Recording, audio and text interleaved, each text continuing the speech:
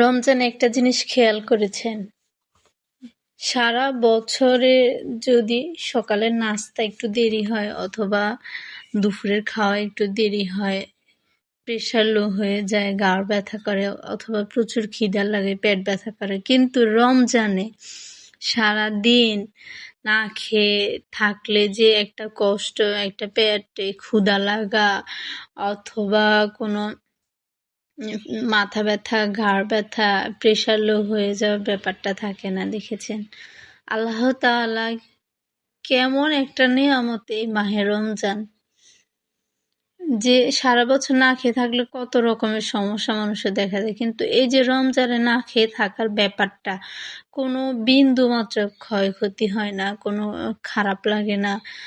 এটা কি ধরনের আল্লাহর রহমত, চিন্তা করে দেখেছেন কখনো? আলহামদুলিল্লাহ, আলহামদুলিল্লাহ, এটা আল্লাহ তাআলার একটা নেয়ামত, রহমত। খাওয়ার আগের দোয়া।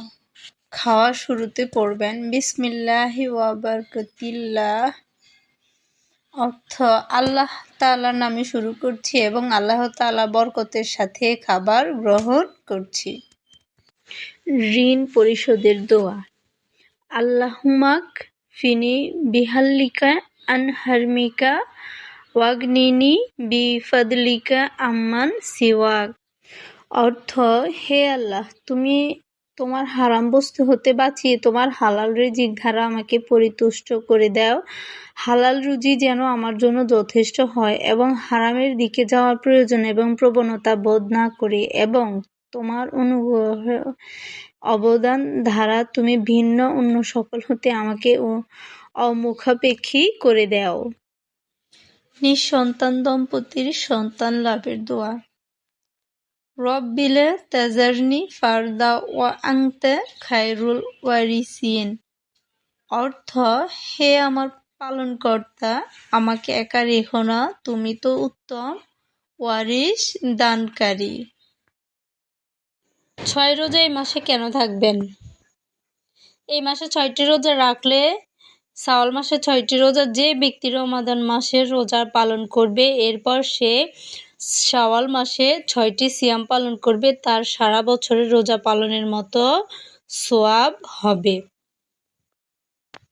তাই এই 6টা রোজা অবশ্যই রাখবেন, অন্তত এই 6টা বছর সারা বছরে সওয়াব পালনের আশায়।